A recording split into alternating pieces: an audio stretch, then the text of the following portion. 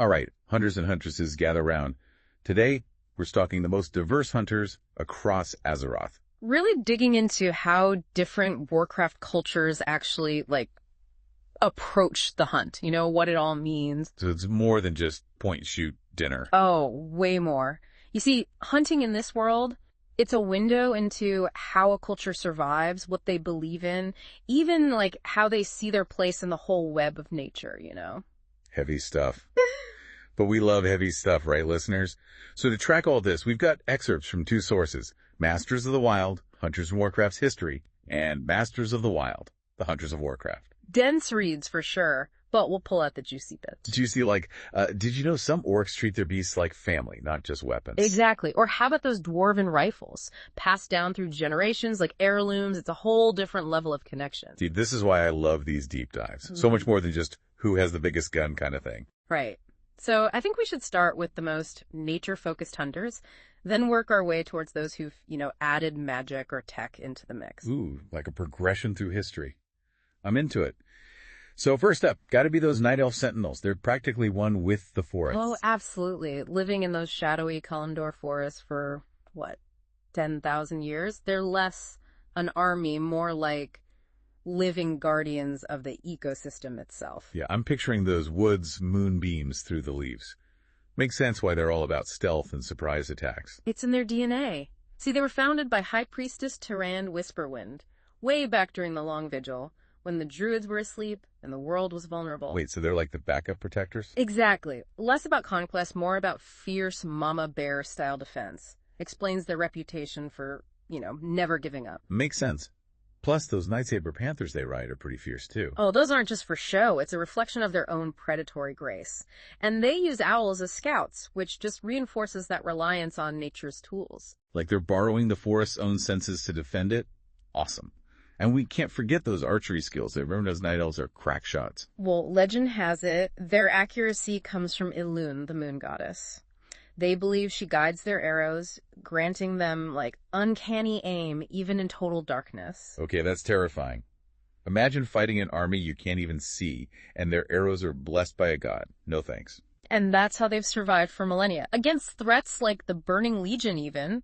They're proof that sometimes the best weapon is understanding your environment so well you become a part of it. No wonder figures like Chandra's Feathermoon are so legendary. Right. Trained by Tauren herself. A prodigy.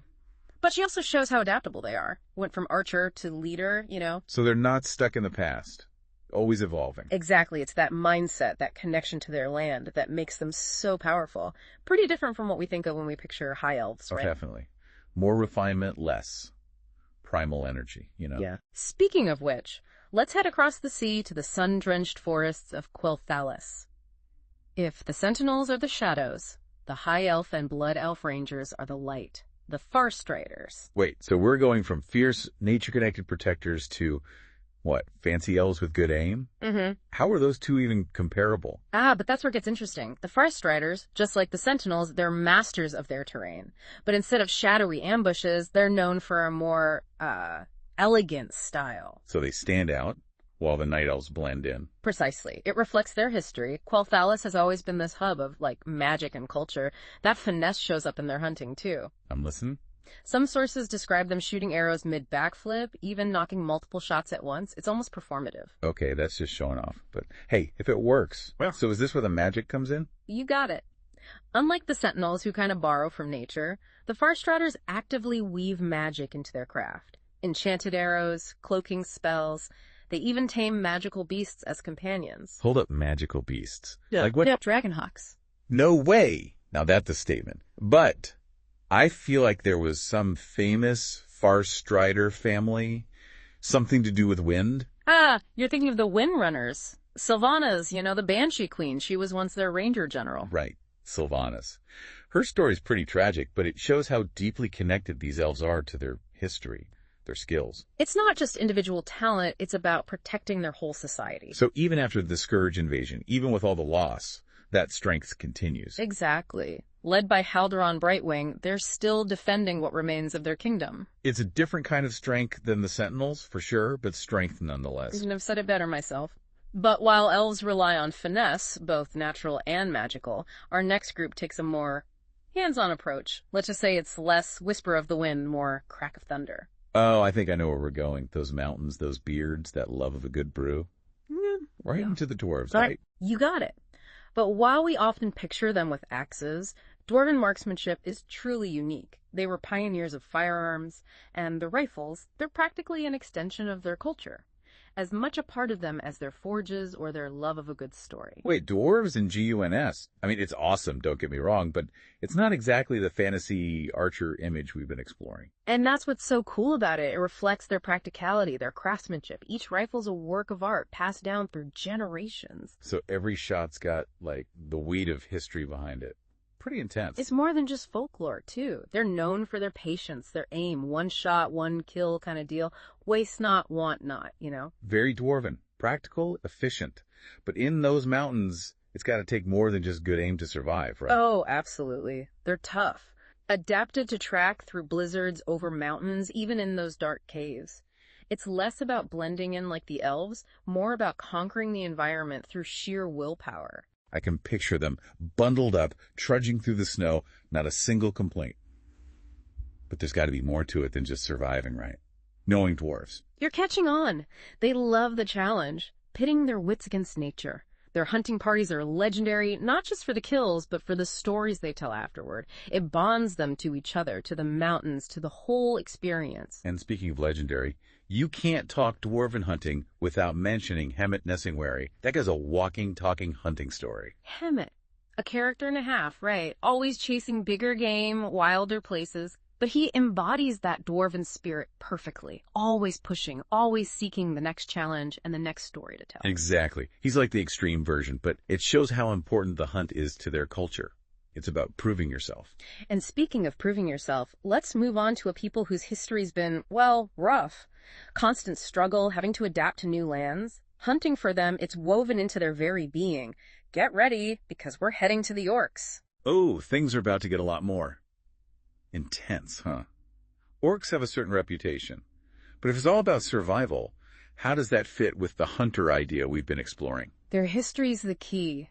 Imagine being driven from your world, Rainer, forced to fight for every scrap on this harsh new land. The bond with beasts, it wasn't just practical, it was all they had left of home. Became something deeper, almost spiritual. Okay, now I'm seeing how their past shapes their approach. But aren't we talking about the horde here? War drums, charging into battle? Not exactly subtle hunters, are they? That aggression, it comes from necessity, not from being cruel. Think of Rexar, the champion of the horde, his bond with Misha, his bear. It's not about dominance, it's about partnership. They rely on each other, fight as one. Right, Rexar, the ultimate beastmaster. But are all orcs like that? Yeah. What makes their hunting style unique, besides being tough? They are tough, no doubt, but it's their shamanistic connection that sets them apart. They see the spirits of the wild, ask for their guidance. Their success is tied to respecting that balance, taking only what they need. So there's reverence there, despite the ferocity. More complex than I expected. It's all about digging deeper, right? Orcish beastmastery isn't about brute force. It's a bond forged through hardship. Primal, yeah, but there's a depth there most people miss. I'm impressed. And maybe a little intimidated. But if orcs are about bonds forged through hardship, what about cultures where hunting's always been part of a bigger spiritual system? Excellent question. Let's journey to a people whose relationship with the hunt is as diverse as the jungles and islands they inhabit. Prepare for shadow magic, Loa spirits, and even headhunting. We're talking trolls. Oh, this would be good. Voodoo, stealth, trophies. Different vibe than the orcs or the elves, that's for sure. Totally. But like the others, their hunting style mirrors their environment, their history. They've had to be adaptable, opportunistic to survive in some of Azeroth's most dangerous places. Makes sense. But we're talking about different kinds of troll hunters, right? Right. Where do we even begin? Think of it like two sides of the same coin. You've got shadow hunters, kind of like warrior priests. Bows and glaives, sure. But they also draw power from the Loa, those powerful spirits tied to nature. So they've got, divine backup on their hunts. That's got to be helpful. Oh, it is. And their magic isn't just for attack. Healing, hexes, it's less about a clean kill, more about using every advantage their Loa grants them. Makes sense. And the other side of that coin, the headhunters. Now, those guys are primal, brutal efficiency. Agile, masters of poisons, traps, the classic jungle fighter. And those trophies they take, it's not just about being cruel. They believe it captures enemy spirits, makes them stronger. Okay, that's a little dark, but I can see the logic. In their world, every edge matters. Exactly. And don't forget, trolls have always faced threats. Other tribes, empires trying to take their land, hunting survival woven into their spiritual beliefs. So it's not mindless violence. It's about tapping into a power source they believe in, even if it seems harsh to outsiders. Fascinating, but yeah, a little unsettling. That's what keeps it interesting.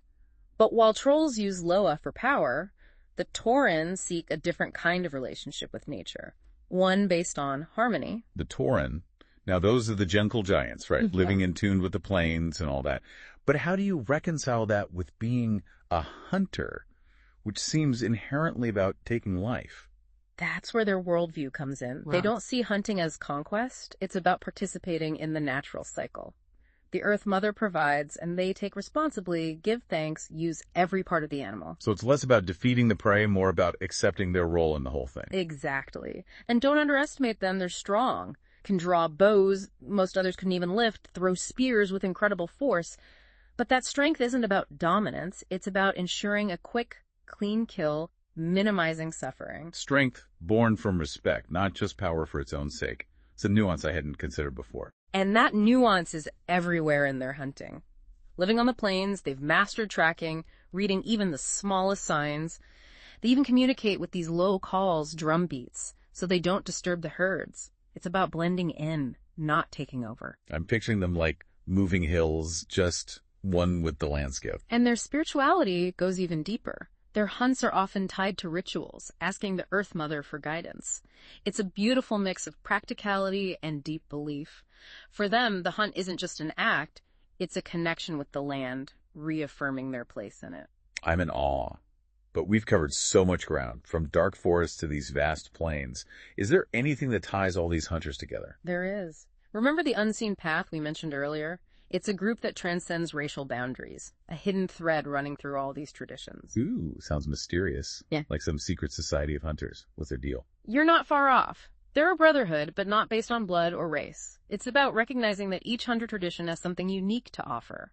By sharing their knowledge, they become stronger together. Wait, so it's like elves working with orcs, dwarves training alongside trolls. That's insane. And incredibly effective. They handle threats others can't. Tracking rare beasts, disrupting enemy plans.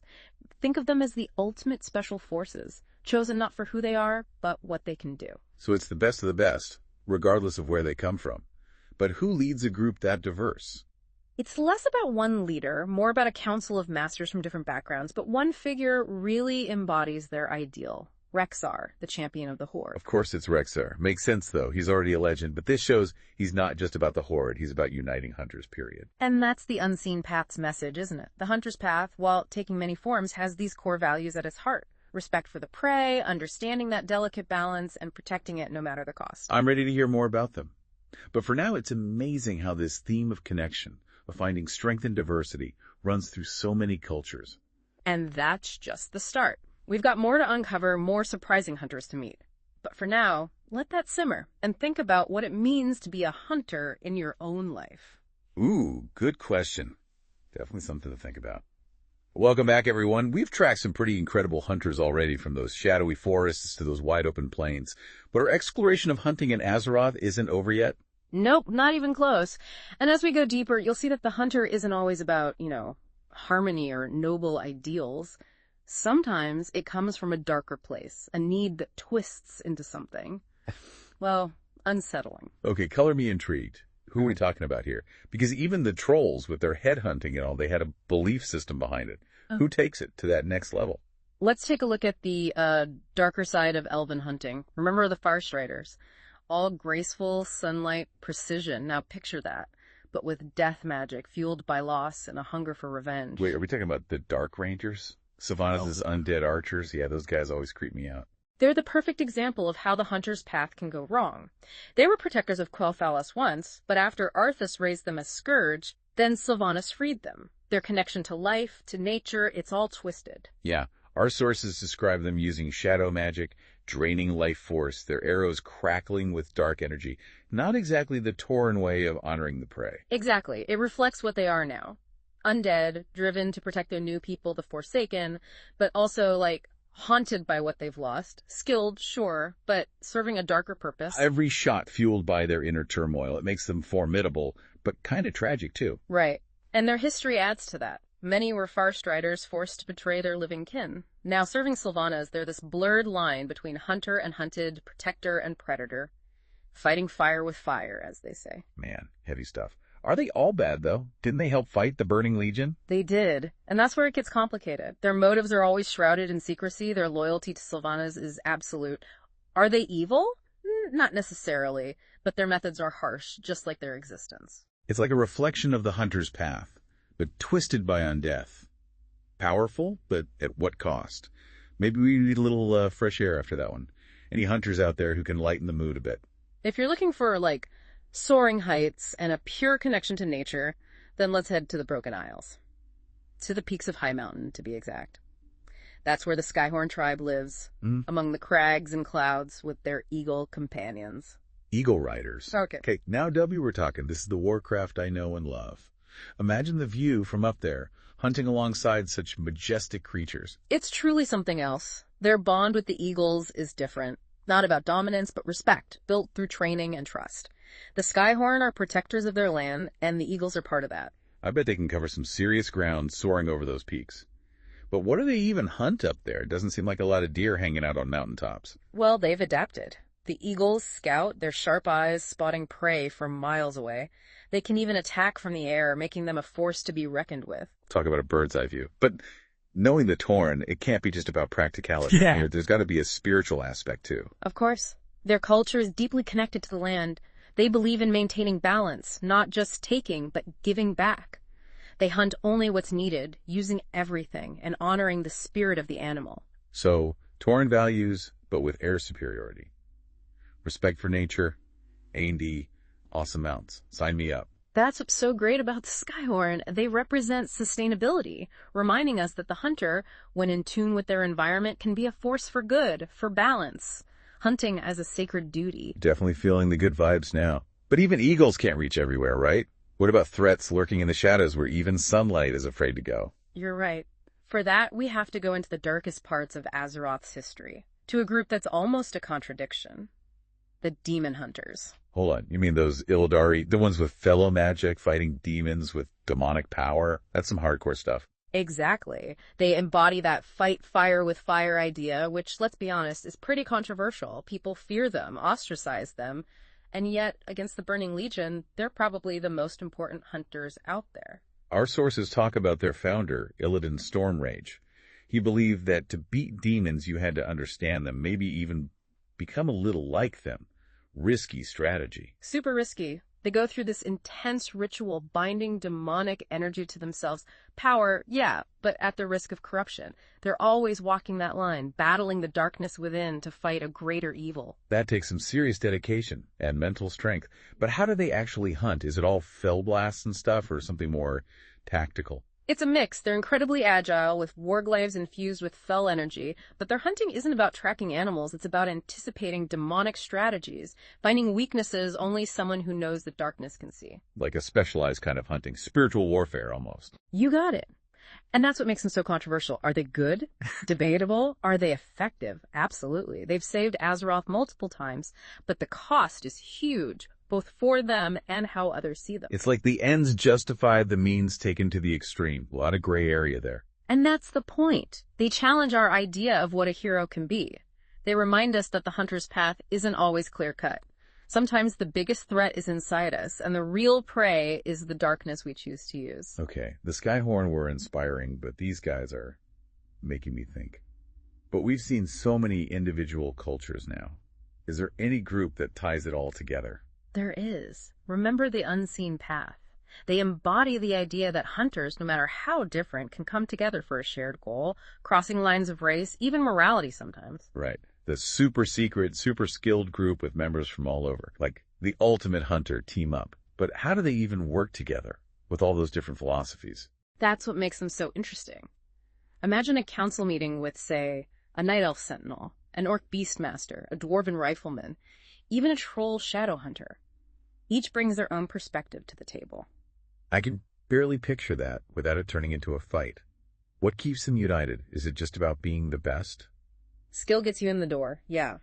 But there's something more. They get that the threats facing Azeroth need a broader approach. An elf's stealth might be needed alongside an orc's strength, a tauren's tracking with a troll's spiritual insight. Like they're at a tapestry, each thread representing a different hunting tradition, woven together into something unbreakable. Kind of beautiful when you think about it. Exactly, and who embodies that better than Rexxar? He's a legend on his own, but being part of the Unseen Path shows he's not just about the Horde, but about protecting Azeroth as a whole. He's the bridge between everyone, the ultimate example of what they stand for, setting aside differences to do what needs to be done.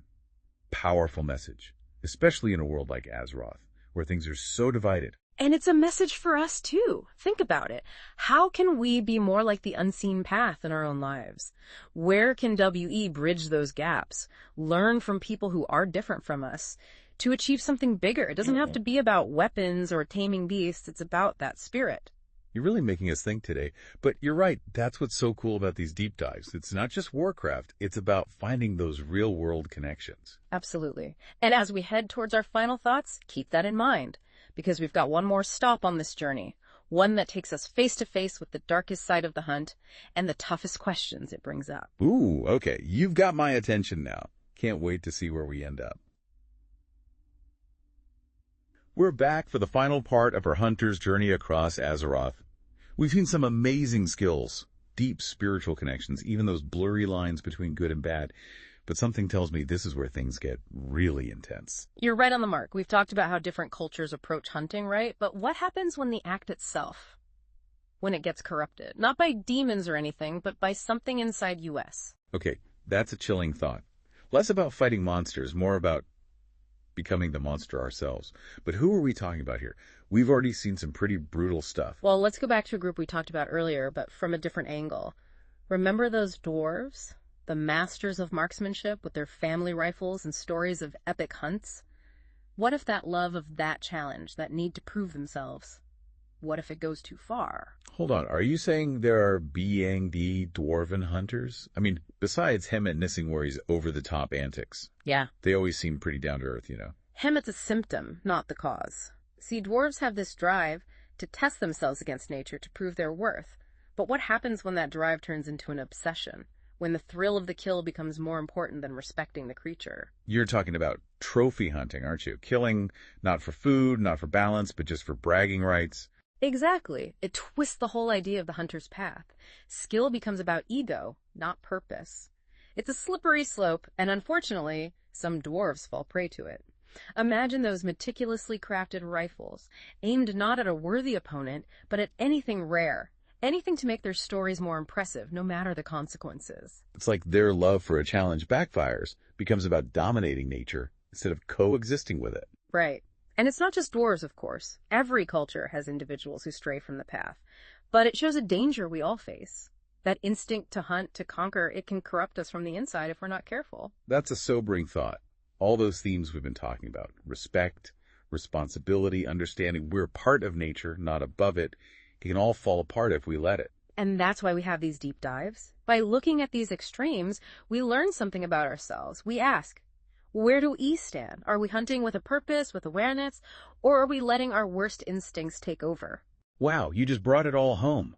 This isn't just about Warcraft anymore. It's about looking inward, making sure our own hunts, whatever they may be, are ethical, balanced. Exactly. That's the power of these stories. They're fun, yeah, but they also make us think, make us examine our relationship with the world, with each other. We've traveled all over Azeroth, met so many different hunters, learned how their cultures and histories shape their ways.